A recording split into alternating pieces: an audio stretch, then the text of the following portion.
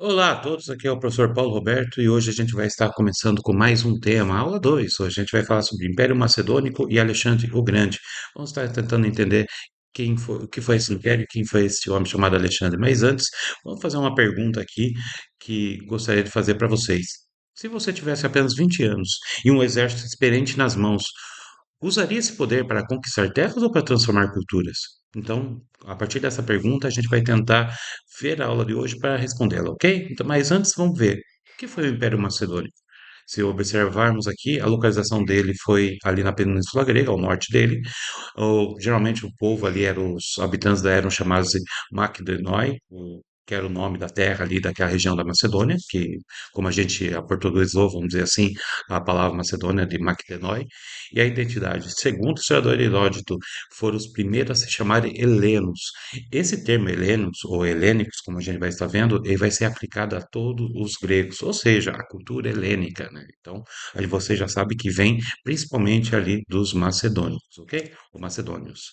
Então, primeiro, qual que é a relação deles com o sul ali da Grécia? Então, por séculos, eles mantiveram pouca relação com as cidades-estados. Só lembrando, cidades-estados aqui são as polis, a gente já viu sobre isso em outras aulas. Como a gente vê aqui Espartas e Atenas, que são as polis mais conhecidas aí pelo público em geral, ok? Eles haviam trocas comerciais, principalmente de madeira para a construção naval, importante para os gregos. Então a gente vê que havia, apesar que você não tinha tantas relações ali entre as cidades, mas havia trocas comerciais entre eles. Qual é a percepção dos gregos com os macedônicos? Os gregos consideravam os macedônios como bárbaros. Só para entender, para os gregos e também para os romanos posteriormente, a palavra bárbaros, diferente do que a gente imagina, que aqueles guerreiros e tal, aqui é diferente. Bárbaros para os gregos e depois os romanos eram pessoas que não nasceram na Grécia ou depois em Roma, não falavam a língua grega, não tinham a educação grega, então eram considerados esses povos ignorantes, povos inferiores aos cidadãos gregos ali das polis. Então eram chamados de polis, né, desculpa, de bárbaros. Então a gente vê exatamente isso. Qualquer pessoa que não nascesse ali em uma das cidades gregas eram considerados bárbaros, pessoas que não tinham instrução, pessoas supersticiosas, porque nesse sentido os gregos se sentiam superiores de um certo modo. Então, só para a gente entender. Então, bárbaros aqui depois foi pegando outras conotações, outras ideias, como aqueles guerreiros fortes que a gente vê em jogos, em RPG, enfim, ok? Mas aqui a gente vê que os gregos não viam outros povos como iguais, logo bárbaros, certo? Então a gente repara aqui no mapa que nós temos aí a Península Grega, que é ali naquela região da Europa, nós temos o Mar Egeu, o Mar Jônico, o Império Persa, que a gente viu na última aula, toda aquela parte que a gente já conhece muito bem. Então a Macedônia ele ficava ao norte ali da península, ok?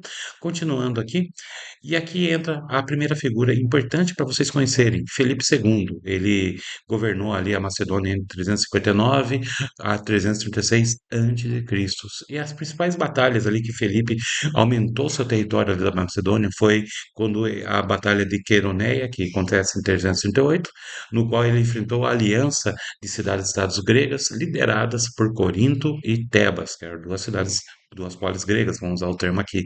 Então ele conseguiu, enfrentou e conseguiu conquistar aí esses territórios.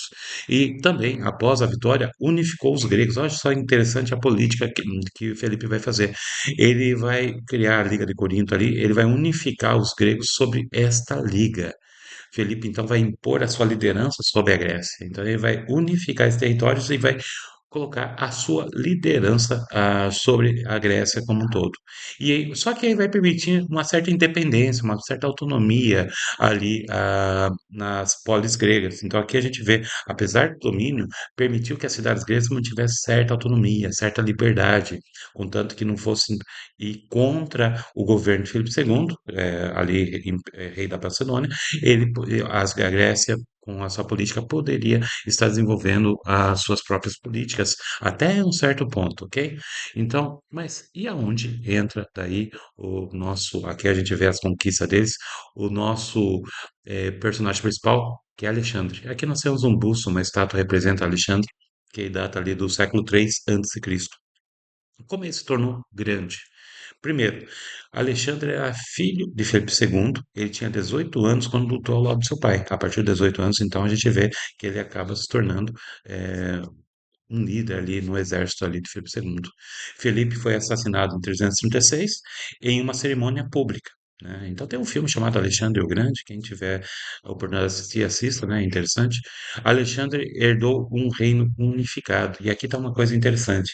Enquanto Felipe ele conquista os territórios da Grécia, Alexandre, depois da morte dele, Alexandre vai herdar esse território já unificado, ou seja, já estabelecido a influência e o poder da Macedônia sobre a Grécia. Isso facilitou muito para Alexandre.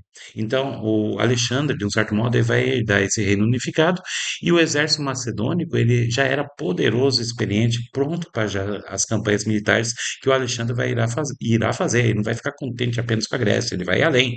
Então, o plano era o seguinte: era Felipe planejava conquistar a Pérsia, o Império Persa, que a gente já estudou em uma outra aula sobre isso, mas é Alexandre que vai conseguir executar o plano do pai, porque o Felipe II ele vai falecer.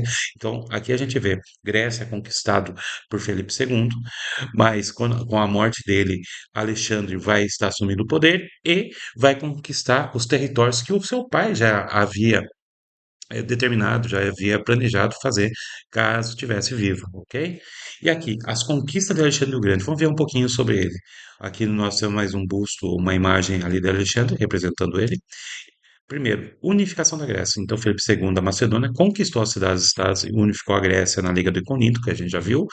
É, isso vai dar a base para que Alexandre, só para a gente revisar, é, é, unificar, possibilitar as campanhas que Alexandre vai estar fazendo, como eu já expliquei agora há pouco, e também Alexandre vai expandir o domínio da Grécia ao Egito, que é o norte da África, e a Pérsia, e até o Rio Indo. O Rio Indo fica ali na região onde é a Índia, onde é o país da Índia hoje, ok?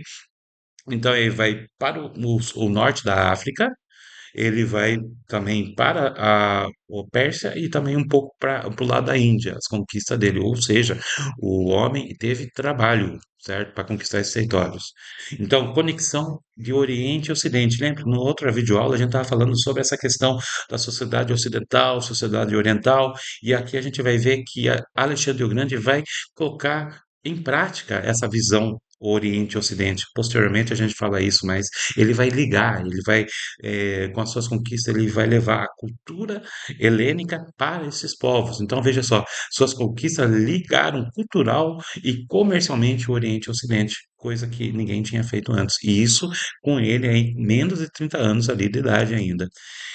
E aqui a gente vê o helenismo. Lembra que eu falei sobre o helenismo? Então é uma mistura da cultura grega, persa, egípcia e indiana transformando o mundo antigo. Olha só que interessante. Então aqui a gente repara que Alexandre vai estar levando isso para esses povos. Vai haver uma mistura. Uma coisa que eu sempre falo nas minhas aulas: você não acaba totalmente com uma cultura, você transforma. Então a gente tem um choque cultural de culturas diferentes que vai formar algo novo, ok? Então, destaque: o Império Macedônico destacou-se não apenas pelo domínio político e pela expansão militar, mas também por criar um ambiente cultural único que promovia o contato e a integração entre os costumes gregos, persas, mesopotâmicos, egípcios e de outras civilizações. Alexandre conseguiu fazer isso, certo? Aqui a gente vê quais são as consequências dessas campanhas militares dele. Fundou mais de 20 cidades, sendo a mais famosa a Alexandria, no Egito. Eu sempre falo o seguinte, acho que por falta de criar nomes, aí colocava o nome dele como nome da cidade. Então, Alexandria, no Egito, incentivou a fusão cultural entre os macedônios e os povos conquistados, promoveu o helenismo, que é a difusão da cultura. Então, você repara aí no mapa toda a expansão militar que Alexandre fez durante esse período aí de conquista dele, levando essa cultura grega macedônica, vamos dizer assim, para esses outros povos também, transformando essas culturas com algo novo, né?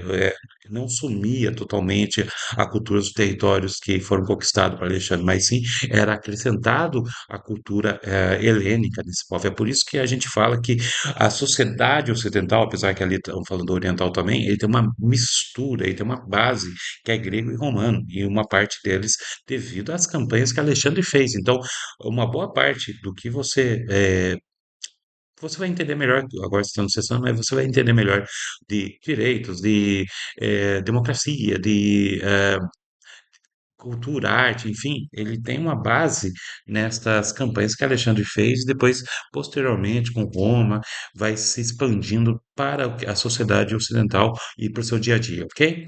Então, aqui a gente vê que ele vai fundar, então, como a gente falou, todos esses territórios, e aqui a gente tem um mapa de todos os territórios que ele foi conquistando.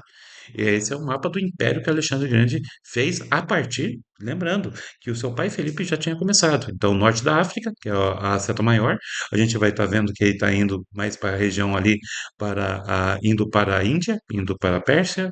A gente vai estar vendo que ele vai aumentando ali todo aquele território e o escopo dele para a sua influência helênica, que ele vai começar a fazer, certo?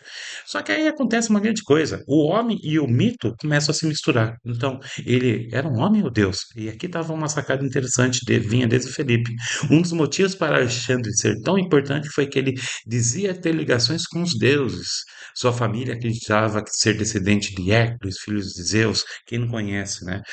Isso ajudou a criar a sua fama e a mostrar que ele tinha autoridade para conquistar outros povos. E veja só, por isso Alexandre era visto como Cosmocrator, que quer dizer governante do universo. Então ele colocava para si essa história, como você começa a observar nas imagens aqui, é, que ele tem uma ligação com os fios dos deuses, como fio de Hércules, né, que era descendente de Hércules, fio de Zeus e outros deuses também. Isso vinha desde sua mãe, Felipe também falava a mesma coisa, porque os reis da antiguidade tinham muito essa ideia de se misturar com sendo descendente dos deuses, representante dos deuses, enfim, era algo quase como divino. Então, Alexandre aí conseguiu colocar esse termo, essa visão para ele mesmo. Então é chamado de Commons Creator, o governante do universo. Legal, né?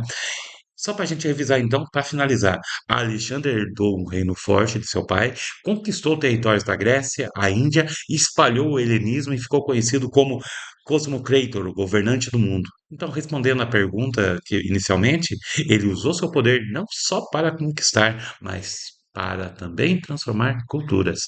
Bom, eu espero que vocês tenham entendido. Qualquer coisa, vocês voltem o vídeo, revejam as partes importantes. É, curta, compartilhe e enfim, eu espero que vocês tenham gostado e até.